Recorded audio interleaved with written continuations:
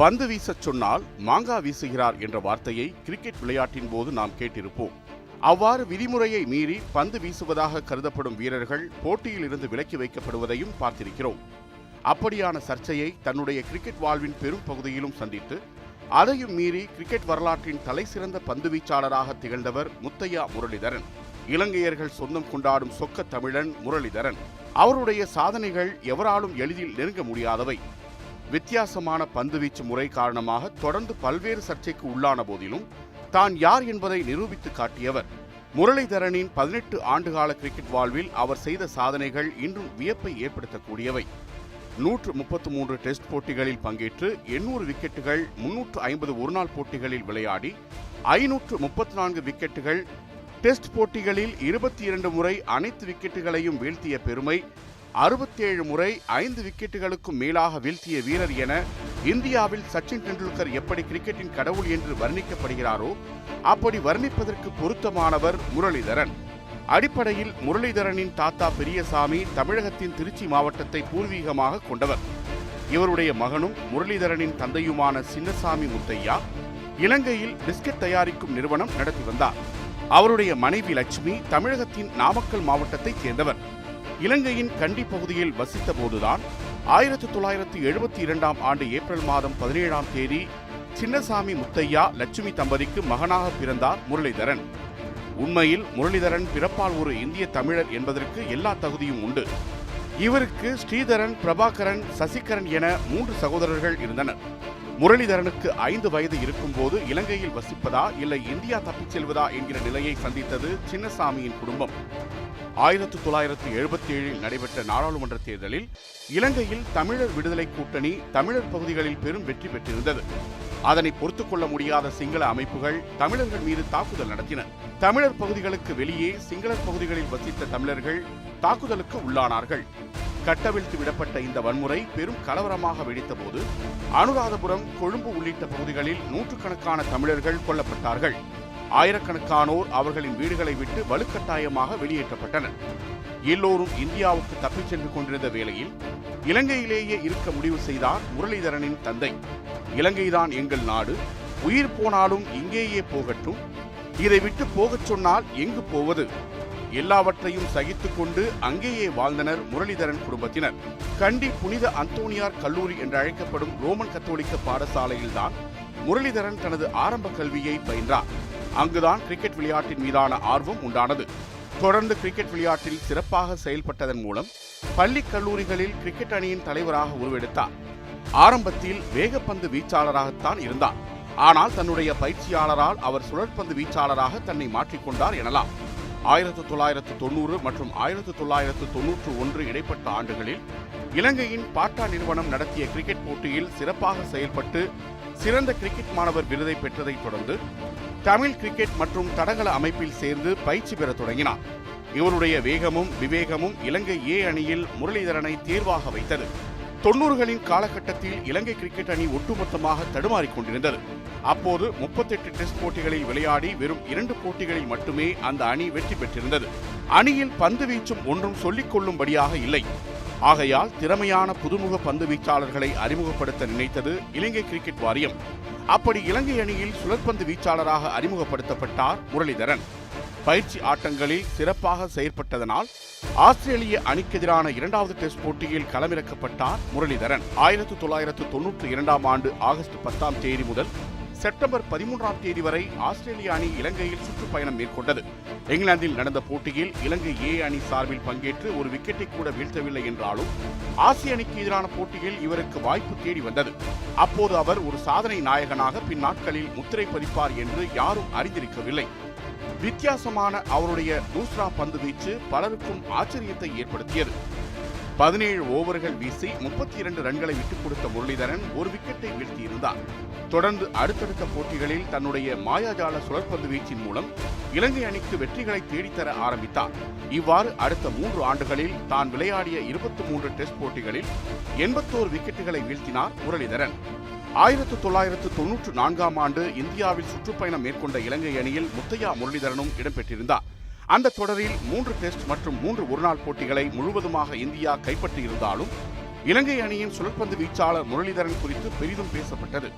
இந்தியாவுடனான சுற்றுப்பயணத்தில் சிறப்பாக செயல்பட்ட முரளிக்கு அடுத்த ஆண்டே சோதனைகள் காத்திருந்தன. 1995ஆம் ஆண்டிலிருந்து கிரிக்கெட் உலகில் எந்த பந்து வீச்சாளரும் சந்திக்காத விமர்சனங்களை சந்திக்க ஆரம்பித்தார் முரளிதரன். முரளிதரன் கிரிக்கெட் வரலாற்றில் பாக்ஸிங் டே என கருதப்படும் நாள் 1995ஆம் ஆண்டு டிசம்பர் 26ஆம் தேதி பதிவானது. ஆஸ்திரேலியாவுக்கு சுற்றுப்பயணம் மேற்கொண்ட இலங்கை அணி ஆஸ்திரேலியாவுக்கு எதிராக 3 டெஸ்ட் போட்டிகளில் விளையாடியது. முதல் டெஸ்டில் ஆஸ்திரேலியா வெற்றி பெற்ற நிலையில் இரண்டாவது டெஸ்ட் போட்டியின் போது ஆஸ்திரேலியாவைச் சேர்ந்த நடுவர் டாரெல் ப்ரூஸ் ஹயர் முரளிதரன் பந்து வீசுவதற்கு பதில் பந்தை எறிவதாக குற்றம் சாட்டி சக் பால் என்று கூறி முரளிதரனின் பந்து வீச்சுக்கு நோபால் கொடுத்தார் ஹயர். இதனால் முரளிதரன் போட்டியில் தொடர்ந்து பங்கேற்க தடை விதிக்கப்பட்டது. இதேபோன்று 1996ஆம் ஆண்டில் மேற்கிந்திய தீவுகள் அணியுடனான போட்டியின் போதும் முரளிதரன் வீசிய 3 ஓவர்களில் 7 முறை நோபால் வழங்கினார் நடுவராக இருந்த எமர்சன். ஒருபுறம் கிரிக்கெட் ரசிகர்கள் முரளிதரனுக்கு ஆதரவாக இருந்தாலும் சர்வதேச கிரிக்கெட் கவுன்சில் நடுவரின் முடிவே இறுதியானது என்பதாக கருதி அவரை மருத்துவ சோதனைக்கு உட்படுத்தியது. இதனால் பெரும் மன உளைச்சலுக்கு ஆளாக்கப்பட்டார் முரளிதரன். மருத்துவ சோதனை முடிவுகளோ முரளிதரனுக்கு சாதகமாகவே வந்தன. ஆகையால் அவர் மீண்டும் போட்டிகளில் பங்கேற்க அனுமதி அளித்தது சர்வதேச கிரிக்கெட் கவுன்சில். இந்திய கிரிக்கெட் கட்டுப்பாட்டு வாரியம் இவரின் பந்துவீச்சு முறை சரியாக உள்ளதாக தெரிவித்து விளையாட அனுமதித்தது. அந்த ஆண்டு நடந்த உலகக்கோப்பை போட்டியில் பங்கேற்க முரளிதரனுக்கு வாய்ப்பு கிடைத்தது. சொல்வதென்றால் அந்த உலகக்கோப்பை போட்டியை இந்தியா, பாகிஸ்தான், இலங்கை நாடுகள் தான் கூட்டாக நடத்தின. அந்த தொடரில் பாகிஸ்தானில் நடந்த இறுதிப் போட்டியில் ஆஸ்திரேலியாவை வீழ்த்தி முதல் முறையாக கோப்பையை வென்றது இலங்கை அணி. இலங்கை அணி கோப்பையை வெல்ல முரளிதரன் பந்துவீச்சு பெரும் காரணமாகவும் இருந்தது. எல்லா சர்ச்சைகளுக்கு மத்தியிலும் 1997ஆம் ஆண்டு நியூசிலாந்து அணிக்கு எதிரான போட்டியில் ஸ்டீஃபன் பிளமிங் விக்கெட்டை வீழ்த்தி தனது 100வது விக்கெட்டை பதிவு செய்தார்.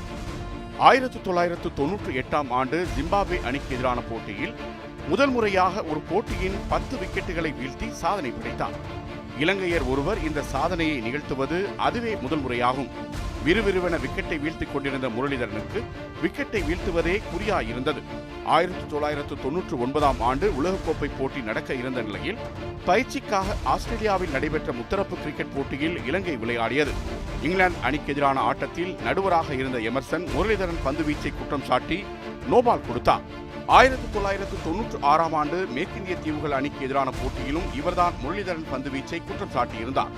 இதனால் கடுப்பாகி போன இலங்கை அணியின் தலைவர் அர்ஜுன ரணதுங்கா போட்டியை பாதியிலேயே நிறுத்திக் கொள்வதாக அதிரடியாக அறிவிக்க கிரிக்கெட் மைதானத்தில் இருந்த ரசிகர்கள் அதிர்ச்சியின் உச்சத்தில் இருந்தனர். அடுத்து என்ன என்கிற எதிர்பார்ப்பு நிலவியது.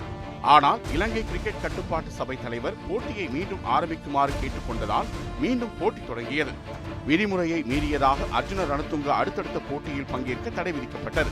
இதேபோன்று 2004ஆம் ஆண்டு இலங்கையில் ஆஸ்திரேலிய அணி சுற்றுப்பயணம் மேற்கொண்ட போதும் முரளிதரனின் பந்துவீச்சு முறையற்ற வகையில் உள்ளதாக நடுவர் கிறிஸ் பிராட் குற்றம் சாட்டினார். மேலும் சர்வதேச கிரிக்கெட் வாரியமும் இலங்கை கிரிக்கெட் கட்டுப்பாட்டு வாரியமும் கண்காணிக்க வேண்டும் எனவும் வலியுறுத்தினார். தொடர்ச்சியாக முரளிதரன் பந்துவீச்சின் போது நோபால் வழங்கப்படுவது ஏன் என கேள்வி எழுந்தது. மருத்துவ சோதனையில் விதிமுறையை மீறி அவர் பந்து வீசவில்லை, இயல்பாகவே அவருடைய கை அவ்வாறுதான் சுழல்வதாக அறிக்கை தெரிவித்த பின்னும் அவருக்கு அநீதி இழைக்கப்படுவது ஏன் என விவாதிக்கப்பட்டது. உலகக்கோப்பை போட்டியில் இலங்கை அணியிடம் தோல்வி கண்ட ஆஸ்திரேலியா இலங்கையை பழிவாங்கும் விதமாக ஆஸ்திரேலியாவில் வைத்து முரளிதரன் பந்துவீச்சு குற்றம் சாட்டப்பட்டதா எனவும் நிறவெறியின் வெளிப்பாடா என்றெல்லாம் விமர்சனங்கள் முன்வைக்கப்பட்டன. கிரிக்கெட்டில் ஒரு சர்ச்சை என்றால் உலகம் உடனே விழித்துக் கொள்ளும். இந்த விவகாரம் குறித்தும் உற்று கவனித்தனர் கிரிக்கெட் ஆர்வலர்கள். மேட்ச் பிக்சிங், ஸ்பாட் பிக்சிங், பால் டெம்பரிங், ஸ்லெட்ஜிங் என கிரிக்கெட்டில் பல்வேறு வகைகளிலும் சர்ச்சைகள் வெளியாவதைப் போலவே முரளிதரன் குறித்த விவகாரமும் பேசுபொருளானது.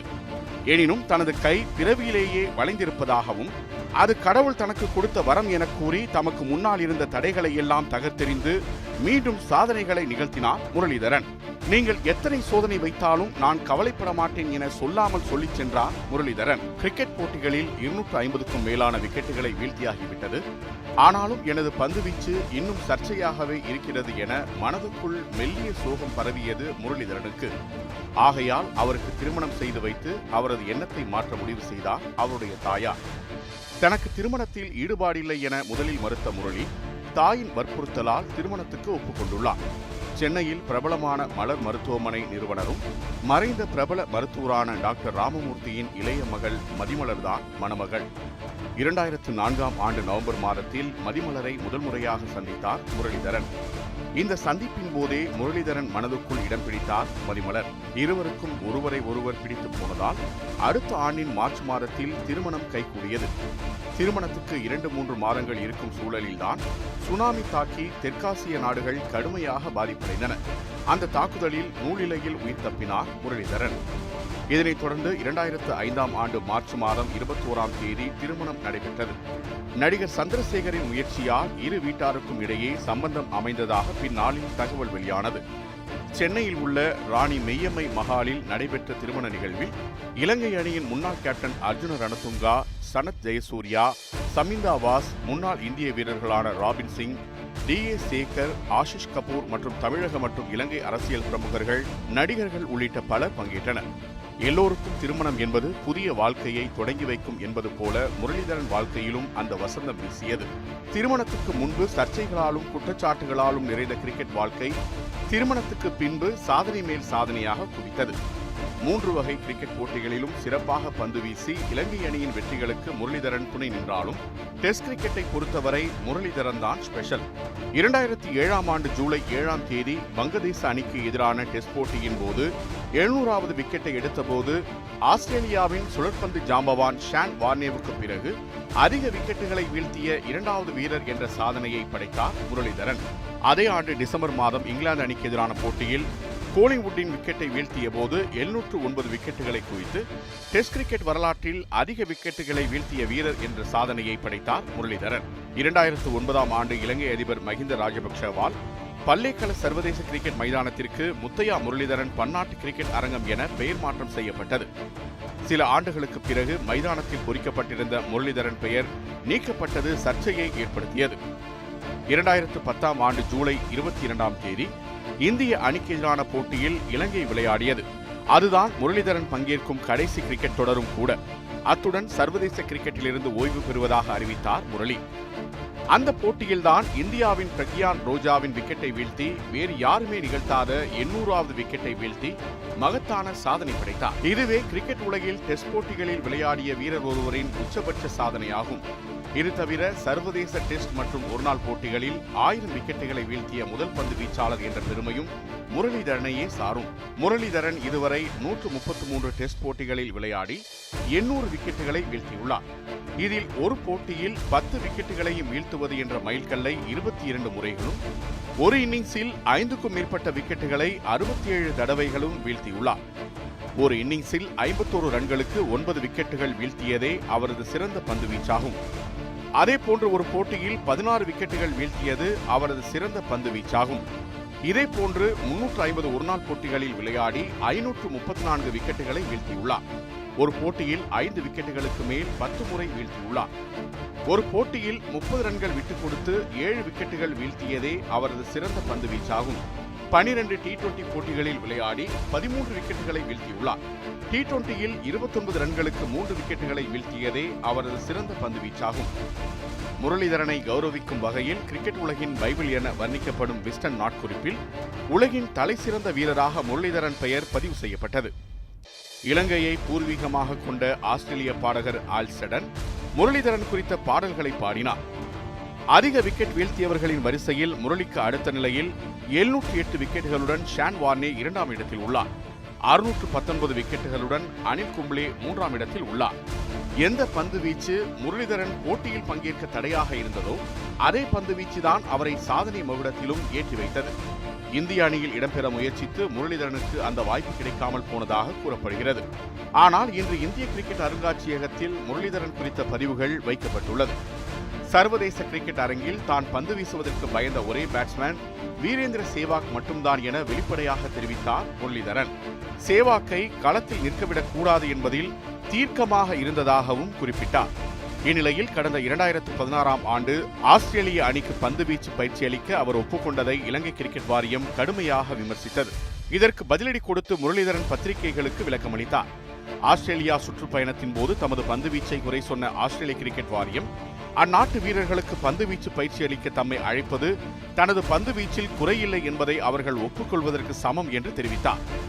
இது ஒரு புறம் இருக்க, இலங்கை கிரிக்கெட் அணியில் இருந்து பலர் அரசியலுக்கு வந்தது போல முரளிதரனும் அரசியலுக்கு வரலாம் என பேசப்பட்டது. ஆனால் அதற்கும் தனக்கும் வெகு தூரம் என தெரிவித்தார் அவர். அர்ஜுன ரணதுங்கா, தில்ஷான், ஜெயசூர்யா போன்று முரளிதரனும் அரசியலில் பங்கேற்க வேண்டும் என கூறப்பட்ட ஆசை வார்த்தைகளை புறக்கணித்தார் முரளிதரன். ரஜினிகாந்த் போல அரசியலுக்கு வருவேனா மாட்டேனா என்ற குழப்பம் எனக்கு இல்லை, நான் அரசியலுக்கு வரமாட்டேன், அவ்வளவுதான் என்று திட்டவட்டமாக தனது கருத்தை பதிவு செய்தார் முரளிதரன். ஆனால் இந்த கருத்துக்கு பின்னால் அவருடைய மனைவி மதிமலர் இருப்பதாக பேசப்பட்டது. முரளிதரனை அரசியலுக்குள் இழுக்க இலங்கையின் முன்னாள் அதிபர் மஹிந்த ராஜபக்சே முயன்றதாகவும், அவ்வாறு அரசியலுக்கு செல்வதாக இருந்தால் தன்னையும் 2 குழந்தைகளையும் மறந்துவிட வேண்டும் என மதிமலர் முரளிதரனை மிரட்டியதாக தகவல் வெளியானது. முரளிதரனின் சகோதரன் முத்தையா சசிதரன் மீதான வரி ஏய்ப்பு புகார்களை காட்டி முரளிதரனை அரசியலுக்குள் இழுக்க ராஜபக்சே தொடர்ந்து முயற்சித்து வருவதாகவும் கூறப்படுகிறது. இதன் பின்னணியிலேயே விளையாட்டு மைதானத்துக்கு முரளிதரன் பெயர் வைக்கப்பட்டதா என்கிற கேள்வியும் எழுந்தது.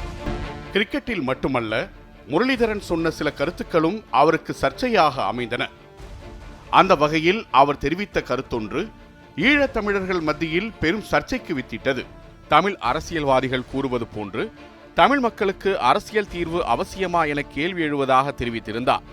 அத்துடன் விடுதலை புலிகள் தலைவர் பிரபாகரன் உருவாக்கிய அமைப்பு முதலில் தமிழர் தொடர்பான செயற்பாடுகளை சரியாக செய்தாலும் பின்னர் பல்வேறு இழப்புகளுக்கு காரணமாக அமைந்துவிட்டதாகவும் குற்றம் சாட்டினார். நாட்டில் 80% சிங்களவர்கள் இருப்பதால் நாடு அவர்களுக்கே சொந்தம் என்று கருத்து தெரிவித்த முரளிதரன், மக்கள் அரசியல்வாதிகளிடம் ஜனநாயகத்தையோ உரிமைகளையோ கேட்கவில்லை என்றும், மாறாக 3 வேளை உணவும் பிள்ளைகளுக்கு சிறந்த கல்வியை தர போதுமான பொருளாதார வசதியுமே கேட்பதாக தெரிவித்தார். முரளிதரனின் இந்த பேச்சை கோத்தபய ராஜபக்சே பாராட்ட தமிழர் தலைவர்கள் கொதித்து போனார்கள்.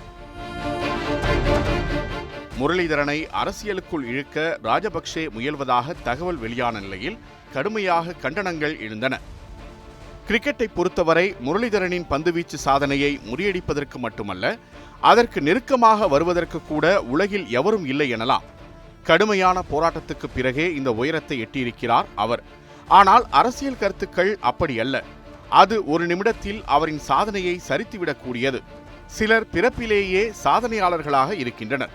சிலர் சாதகமான சூழலை பயன்படுத்தி தங்களை சாதனையாளர்களாக வெளிக்காட்டிக் கொள்கின்றனர். சிலர்தான் போராடி வெற்றி பெற்று சாதனை பக்கத்தில் தங்களின் பெயரை பதிவு செய்கின்றனர். இப்படிப்பட்ட அவரது வாழ்க்கை பயணத்தை தமிழில் 800 என்ற பெயரில் படமாக்க உள்ளனர். இதில் முத்தையா முரளிதரனாக நடிகர் விஜய் சேதுபதி நடிக்கவிருக்கிறார். சமீபத்தில் வெளியான இதன் ஃபர்ஸ்ட் லுக் நல்ல வரவேற்பை பெற்றது.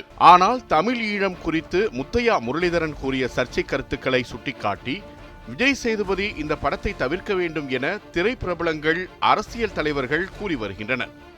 இது குறித்து விஜய் சேதுபதி தரப்பிலிருந்து எந்த பதிலும் இதுவரை வரவில்லை.